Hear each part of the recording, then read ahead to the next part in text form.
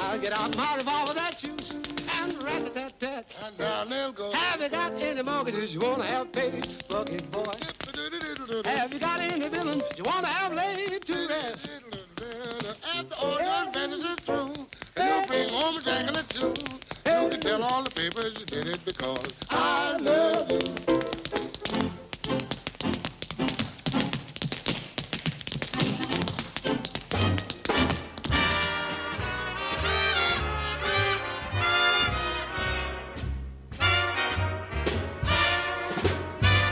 Honestly, I'm glad it's snowing.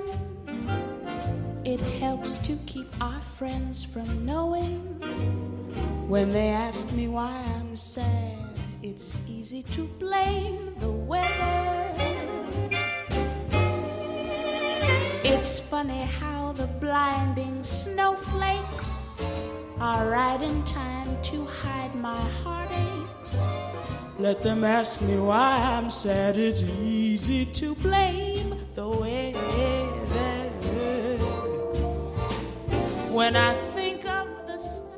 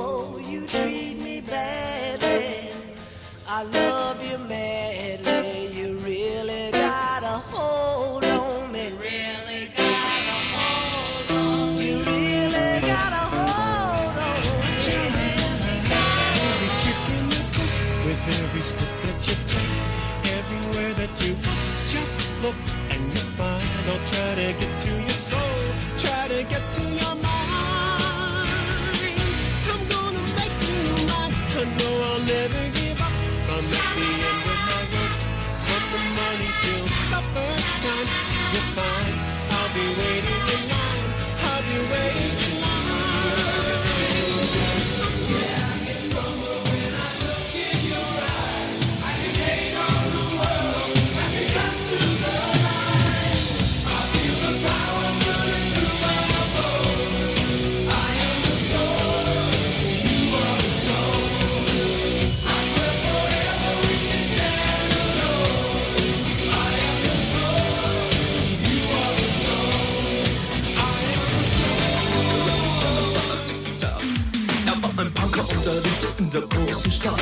in Wien war Vienna, wo alles tat. Hatte Schulden, der Natur, doch ihn liebten alle Frauen. Und jede rief, na kann man Rock me Amadeus. War Superstar, war populär, war so exaltiert, because hatte Flair. War ein Virtuose, war ein Rockidol.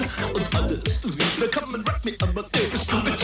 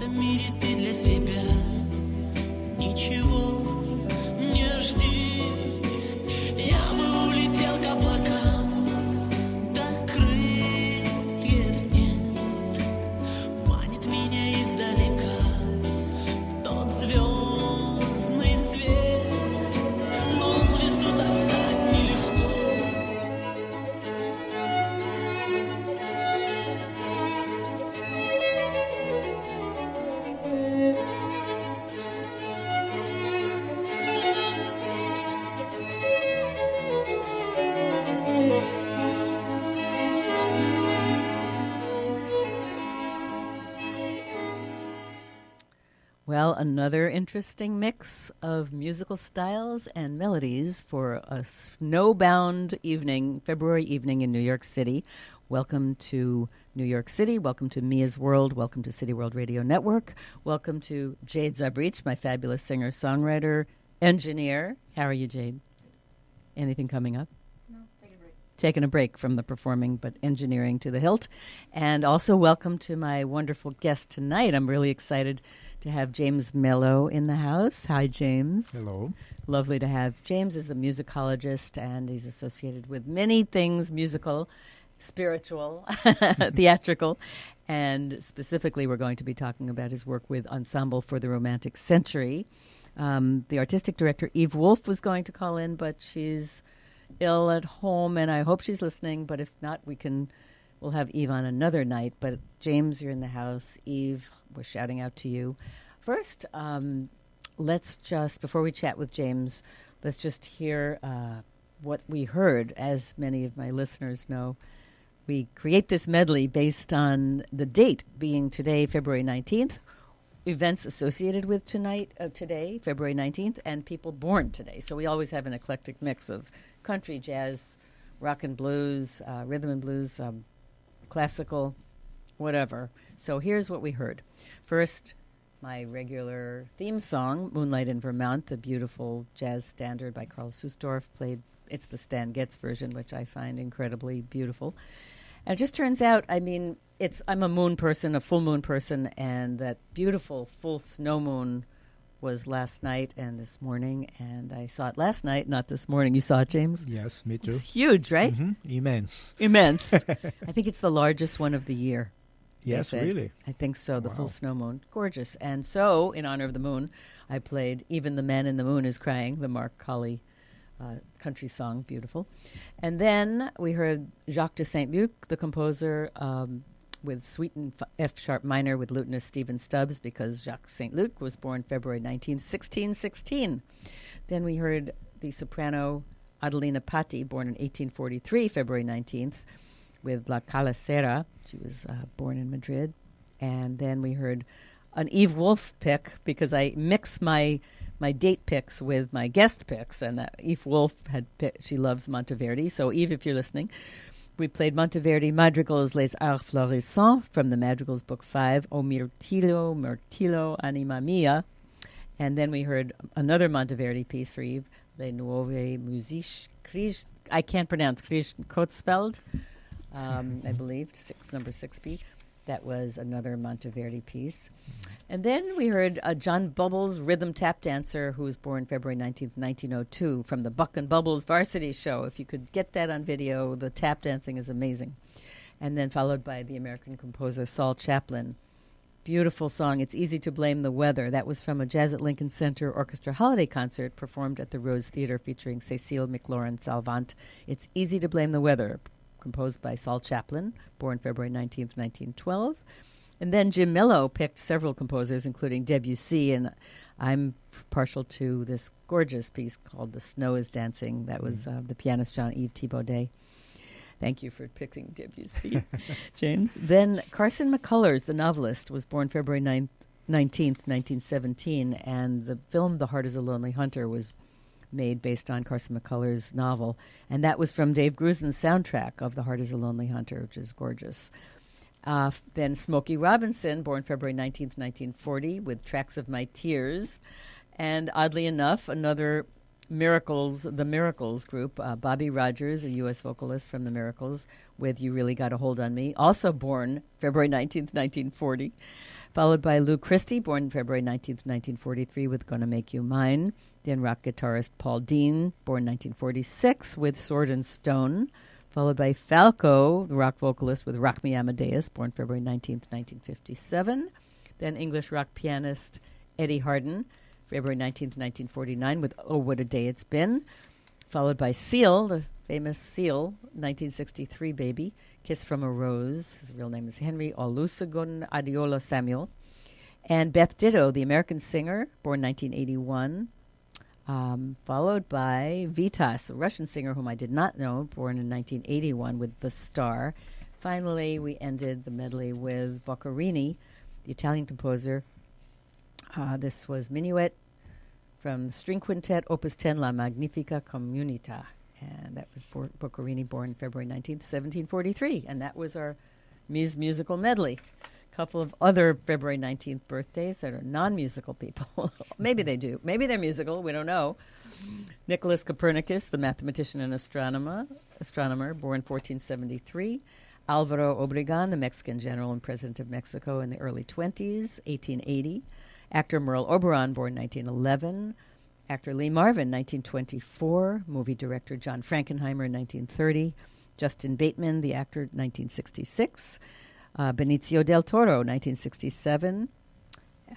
Actor Haley Duff, 1985. And if you're up on your current Netflix, HBO binging from Stranger Things, actress Millie Bobby Brown, born 2004. So that means she's 15 today. Wow, she's getting old. Did you watch Stranger Things? No. Gotta tune in. Big hype. Okay, now today's holidays. It's Coast Guard Reserves Day. It's Iwo Jima Day. It's International Tug of War Day. It's National Chocolate Mint Day. It's National Eyelashes Day. And it's Single Tasking Day and Travel Africa Day. Finally, some historical events today. 1736, George Frederick Handel's Alexander Feast premiered at the Covent Garden in London, the Covent Garden Theatre in London. In 1878, Thomas Edison was granted a patent for his gramophone, the phonograph. In 1906, Will Keith Kellogg and Charles Bolin founded the Battle Creek Toasted Cornflake Company, now known as Kellogg's. In 1913, the first prize was inserted into a Cracker Jack box. In 1945, the U.S. Fifth Fleet launched the invasion of Iwo Jima against the Japanese with 30,000 U.S. Marines. And then the famous flag was raised atop Mount Suribachi during the Battle of Iwo Jima. In 1953, William Inge's Picnic premiered in New York. In 1963, The Feminine Mystique by Betty Friedan, the widely credited as the start of second-wave feminism, was published. And in 1968, Mr. Rogers' Neighborhood debuted on WNET, which is now PBS. Lots of interesting historical facts, yes. Right? And now we're going to be talking with James momentarily, but first our rhyming wrap-up of the week in a wrap-up of the news in rhyme is what I'm trying to say. Okay, because we have to sparkle the gloom of the news. So here's the news in rhyme, which is in your little packet there. Should Amazon be in Queens? Controversial as collard greens. All politicians are on their own missions, their words worth a hill of beans. So Amazon just pulled out. Guess they just had too much clout. For those sitting pretty in New York City, now it raises doubt.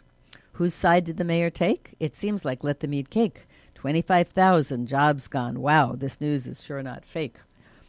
De Blas is taking a dig at some who don't care a fig, who didn't feel that the Amazon deal in New York was worth dancing a jig.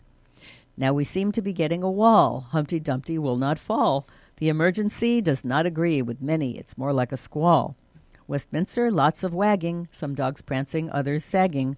The best in show was a real pro. The owner could be bragging. His name, what else but king, so regal in the ring. Although no Goldilocks, this wire-haired fox terrier looked better than bling. Now it's red carpet time. Star power turns on a dime. Oscar fever is high. The nominees try to look trendy and sublime.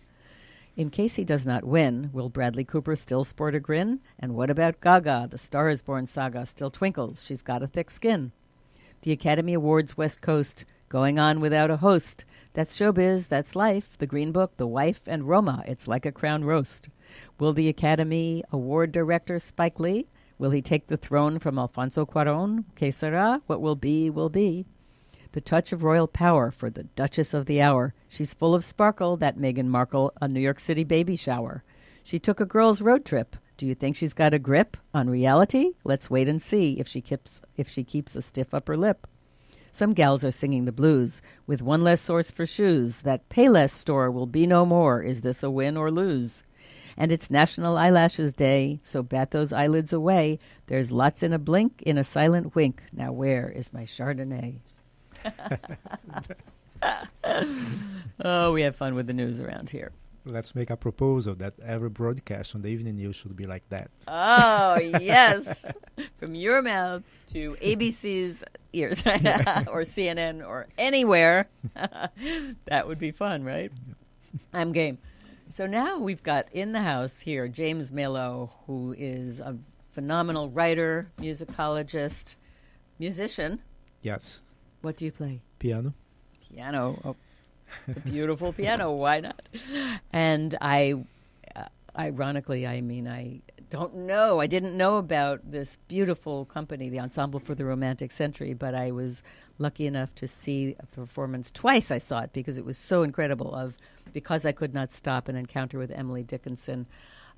James is associated with the Ensemble for the Romantic Century, which was founded by Eve Wolf in 2001. So it's been around for 18 years already. Mm-hmm. Can't believe I didn't know enough about this. But I guess the mission is to sort of blend theater, sound, music, drama, by way of using literature, journals, diaries, and musicians, chamber music. And you said something interesting before we started this broadcast, which is, there's so many wonderful musicians associated with these productions, which are several a year, three a year, I guess, right?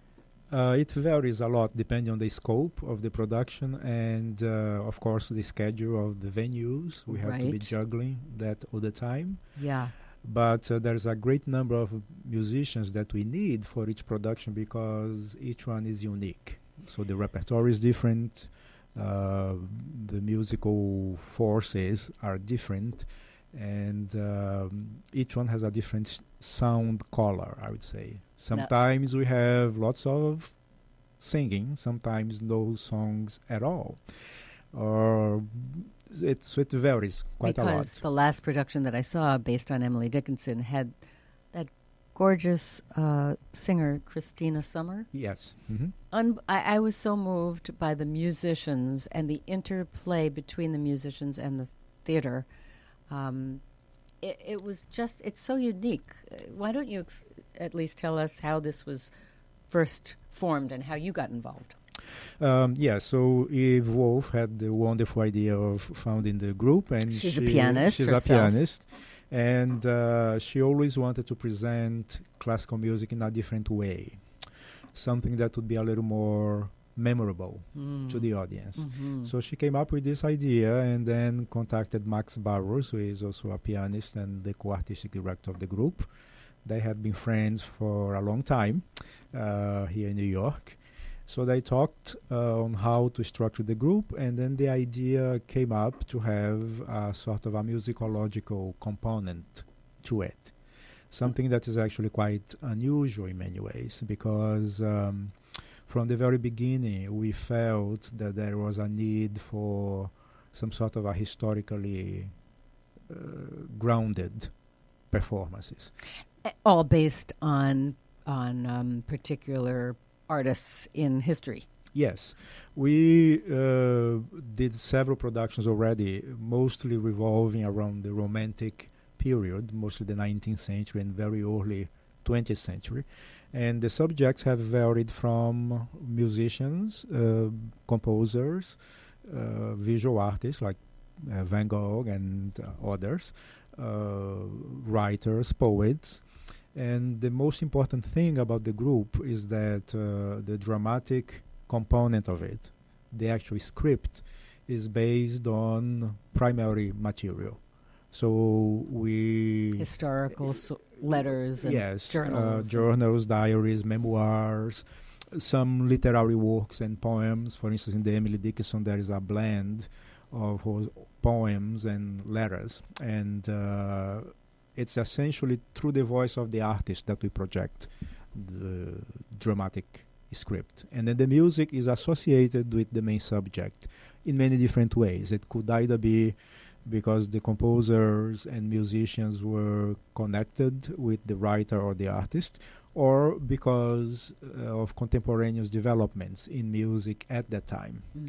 And it's always a very challenging and interesting adventure, because you have to find how all this material is going to coalesce. And it's not easy. No, I just can't believe the work that's involved with compiling it all and Yes. and blending the musicians.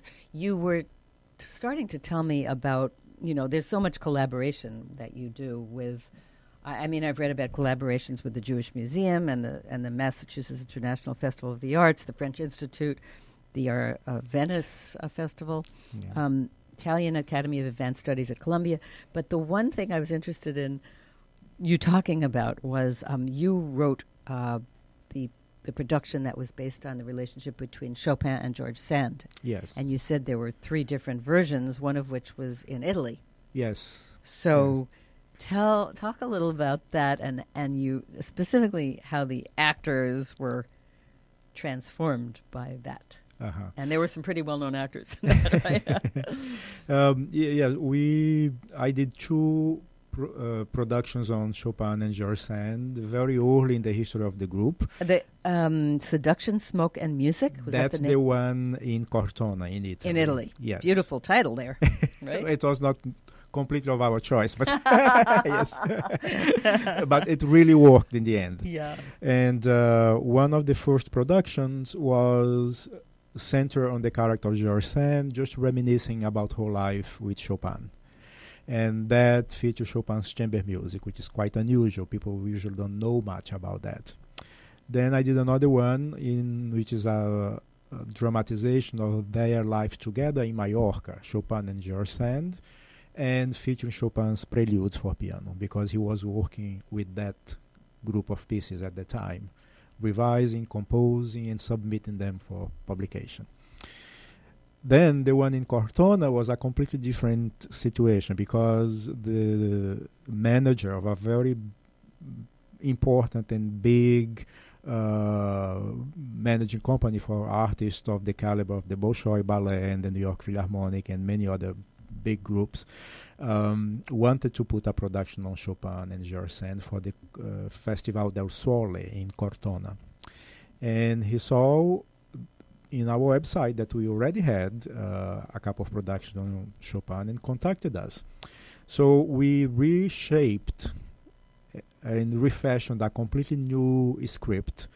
The original cast was going to be Jeremy Irons as Chopin and Sharon Stone as George Sand. Wow. And then it happened that Sharon Stone got involved in a different project, so she could not do it. So Sinead Cusack, who was then Jeremy Irons' wife, took over. And so we all flew to Cortona, with the exception of Max, that he was in Brazil performing.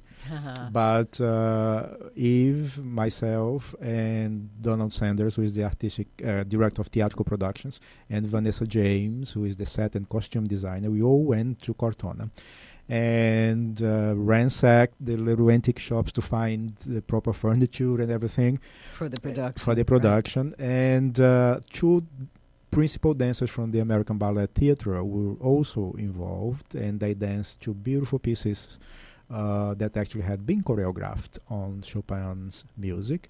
And we had a pianist who was one of the artists in the roster of that company that I mentioned before. So we had about 2 days to rehearse with them. Jeremy Irons came. He took a break from filming a series on the Borgias and the Renaissance that was happening in Hungary. Whoa. And then he went to Cortona and did the rehearsals. And it was very interesting to see the two of them interacting and shaping those two characters. Of course, both of them extremely experienced actors, so there was almost nothing that you could could go wrong or say. And I noticed at the end of the performance that it was something new to both of them, having not just the acting aspect of the production, but also having the music on stage, and for the two of them to be in the middle of that high caliber and quite artistically stimulating music. And I realized then that our productions are also unique, generally speaking, from the perspective of the actors, because they are not used to having this sort of blend of a fully fledged classical concert, which, without any false modesty, I have to say, is always presented in the highest level by our group. It's one of the things that has been distinguishing us from the very beginning. It's the level of the musical repertoire and the performance. So it's quite an unusual experience for the actors.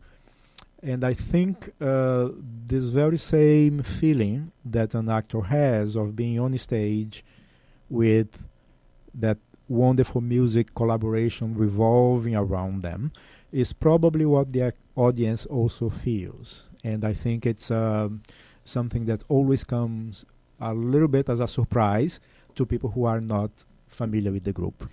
Well, and you said the actors seemed transformed as well. Yes, afterwards. We always have very positive experience. They love doing it. They love being there. They want to do more.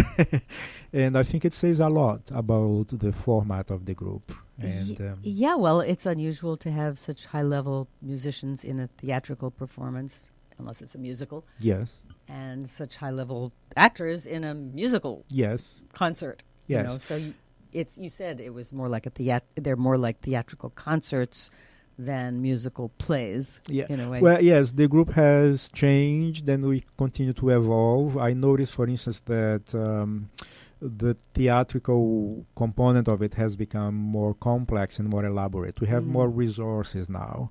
But I also like the kind of salon pieces that we had at the beginning. So I think we actually are in a situation as a group that we have the luxury of choice, which is a very big luxury because we can do highly focused, intimate salon productions that are very affecting. And we can also do highly elaborate theatrical productions. And no matter what it is and what's the scope of the production, our main goal is really this high level presentation, let's say, in every conceivable level of the production. And it's not just you think of texts and journals and diaries as sometimes intellectual, but it's incredibly emotional and touching. Yes. The one on Emily Dickinson that I saw was just incredibly moving. God, you've done pieces on Tolstoy, Jules Verne, Fanny Mendelssohn. Yes. That was based on the Sontag music salons of Fanny Mendelssohn. Yeah. That was in collaboration with the Jewish Museum. Mm-hmm. Eve wrote the last one that was done, Maestro, based on Toscanini. Uh-huh. And what's coming up is... There's another production by Eve Wolf, and it's a blending of the life of Hans Christian Andersen and his writing of the fairy tales. I'm not going to say too much about it. Well, that's coming up in April. In April, so yes. This is we're talking about Ensemble But for the I Romantic just want to Century. say once again, it's going to be different from the Toscanini, from the Maestro, and from Emily Dickinson, because, as I mentioned before, each of our productions is completely different. You, the audience who is out there, listen to me and wants to be acquainted with the ensemble, I would say just go to any production, like we go in a blind date, and you won't be disappointed because everything is very, very different. And it's like you see one, you know our format, you know our standards of theatrical and musical presentation, but you are going to be experiencing a completely different blending of those elements in each one of them. I'm looking at some of the reviews of some of the works. They're stunning reviews. Somebody, I don't know where I read that. One can understand Freud more by listening to the erratic cabaret music of Fin de Siècle, and one can appreciate Beethoven's Moonlight Sonata by listening to him speak of his tortured love life and debilitating deafness. And the reviews are just... I think that one thing that has happened in the past few years, we have actually expanded our audience quite dramatically because we have been performing venues that intersect precisely the two main fields that we want them to intersect, which is music and theater, and venues that have been exposing us, let's say, to a much more diverse and reliable audience. We actually did many, many different productions in New York and abroad, actually. Not just at this... Right now you're at the Pershing Square Signature Theater on West 42nd Street. But that's where the productions happened last year, and the first one of this season. And the last two, Maestro and Andersen, are taking place at the Duke Theater on 42nd Street. Okay. Yes. But we had been at BAM for a few years, and then at Symphony Space. We performed at the Florence Good Hall. And our beginning was at the Kosciuszko Foundation on 65th Street. Oh, interesting. So you've been in a lot of different locations. Yes. And I think our experience with these different venues also gave us a very broad perspective on what can work and what cannot work depending on the size of the production. But we never wanted to be at a very big theater, so we want to preserve this intimacy between the performers and the audience, which I think that's another important feature of the Ensemble for the Romantic Century. We intimate. Yes, we want the audience to be sort of present in the drama and in the music as if they were actually part of the entire process. It felt that way at the Emily Dickinson production. It felt incredibly so. I believe this was from the New York Times. They said of the Anna Akhmatova, Heart is Not Made of Stone production, engrossing, gorgeous, with rapturous accounts of Prokofiev, Rachmaninoff, and Shostakovich. Yeah. Things like uncanny beauty and compelling, stunning. Yes. Yes. But how do you how do you choose, I guess Max is involved in choosing the musicians? Well, I think there are two different processes. We have to find the musical repertoire that will work well with the script. Yeah, that's interesting. That's a different. That's another question. Yes, and I write some of the scripts. Eve write some of the others, and I'm sure we work on different ways. But very often the two have to run parallel to each other. I mean, the text and the music. Like choosing the music that would go with, like yes. Amy Beach, yes, the composer, with Emily Dickinson was, to me, kind of brilliant blend. I was very happy with that because I wanted to juxtapose, for instance, the two women who, in my view, are just out of this world in terms of their talent. Both of them almost transcendent in many ways. And Emily Dickinson's poetic voice, to me, was not just a 19th century voice, or probably not even a 19th century voice. And I felt that Amy Beach's music, both were from New England, yes. and their lives intersected a little bit. They never met, of course, but Emily Dix was extremely private and downright recluse in the last years of her life, and Amy Beach was relentlessly public because she was a major composer and performer. She had a phenomenal talent on the piano and as a composer, something that was really almost impossible to explain on a normal level. And I felt that rather than selecting a mixture of different American pieces that were sort of related to the milieu of Emily Dickinson, which I didn't feel carried the weight of Emily Dickinson's poetry, I think that a unique voice, like the composer's voice of Amy Beach, was a better choice, and I'm very happy with that. I think it worked very well. Do you all have to agree on the choices? Yes, we always read the scripts to each other. We make comments on the music, but I think ultimately it comes to a point, and that may vary from production to production, when the author of the script has to have the last say. word. Yes, because it's a creative process, and then the person, you never know how these things work emotionally and intellectually to each person. Yes. It's different, and then you have to be able to respect that. And I think we have come to a point where we know enough about each other to sort of take for granted that the ensemble is going to be just wonderful, as it has always been. Seems to work that way. Yes. Did you always know that you were going to be a musician or No, be involved in music? Not really. I actually studied medicine for a long time. Really? Yes. But when I was 17, something told me, and I don't know how or with what words, but I had a distinct feeling that was not the path. No.